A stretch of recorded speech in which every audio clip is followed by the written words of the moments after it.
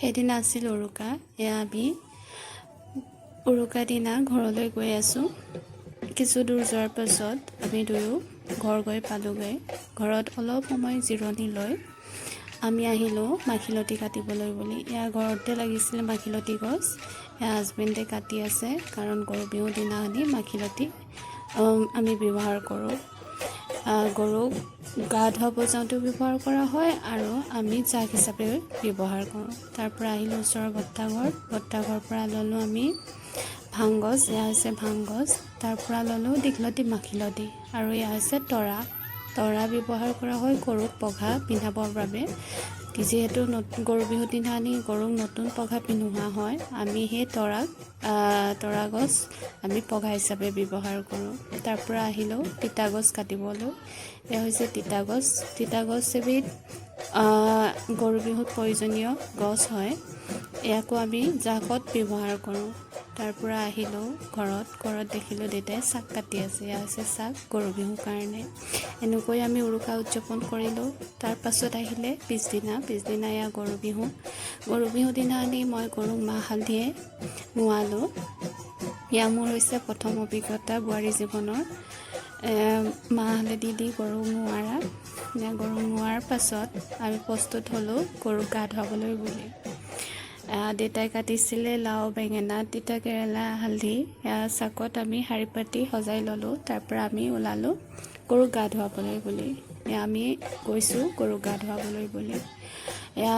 আমি গৈ আছোঁ এখন নদীলৈ। নদীখন নাম হৈছে কুমতীয়া নদী। এয়া আমি পালোঁগৈ কুমতীয়া নদী। মই গৈছোঁ, মোৰ হাজবেণ্ড গৈছে, শহু দেউতা গৈছে, ওচৰৰ বৰ্তা এজন গৈছে আৰু এজন ভাইটি গৈছে। আমি গোটেইকেইটা গৈছোঁ গৰুক গা ধুৱাবলৈ বুলি। এয়া হাজবেণ্ডে গৰুৰ গাত লাও, বেঙেনা, কেৰেলা, হালধি সকলোবোৰ মাৰি আছে, কাৰণ এইটো এটা পৰম্পৰা। সেইদিনা আমি গৰু গালৈ এনেকৈ মাৰি আমি কওঁ লাও খা বেঙেনা খা বছৰে বছৰে বাঢ়ি যা বুলি। এয়া হৈছে পৰম্পৰা। এনেকৈ গৰুক গা ধুৱাই তাহাঁতক আমি চৰিবলৈ এৰি দিলোঁ।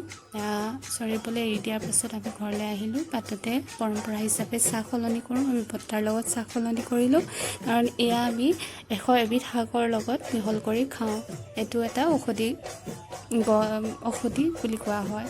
তাৰ পৰা আহি গা পা ধুই এয়া দেখিলোঁ দেউতা আৰু হাজবেণ্ডে কণী খেল খেলি আছে। ফাৰ্ষ্টতে দেউতা হাৰিলে, হাজবেণ্ড জিকিলে। হাজবেণ্ডৰ ফূৰ্তি চাওকচোন। তাৰ পাছত আকৌ খেলোঁতে দেউতা জিকিলে, হাজবেণ্ড হাৰিলে। তেনেকৈ দিনটো পাৰ হ'ল, আৰু গধূলি সময়ত মই জেতুকা ল'লোঁ, কাৰণ জেতুকা লোৱাটো এটা পৰম্পৰা বুলি কোৱা হয়। জেতুকা ল'ব লাগে বুলি কয়। এনেকৈ জেতুকা লৈ সাজু হ'লোঁ জাক দিবৰ কাৰণে। এয়া হাজবেণ্ডে প্ৰস্তুতি চলালে জাকৰ কাৰণে। আমি উৰুকা দিনা কাটি থোৱা এইবিলাক চব দীঘলতী মাখিলতী ভাং গছ, তৰা গছ চব দি আমি জাক জ্বলালোঁ। এয়া দাগবিলাক দূৰ কৰিবলৈ, নিগেটিভ এনাৰ্জি দূৰ কৰিবলৈ জাকটো আমি জ্বলালোঁ। আৰু সেই সময়তে গৰু আহিলে, তেতিয়া গৰু বান্ধিলে। গৰু বন্ধাৰ পিছত এয়া দেউতাই পিঠা খোৱালে, কাৰণ পিঠা খোৱাটো সেইদিনা গৰুক নিয়ম হয়, পৰম্পৰা হয়। এনেকৈ আমি গৰু বিহু উদযাপন কৰিলোঁ। আজিলৈ ধন্যবাদ। ভিডিঅ'টো চাই ভাল লাগিলে লাইক, কমেণ্ট এণ্ড ছাবস্ক্ৰাইব কৰি দিব।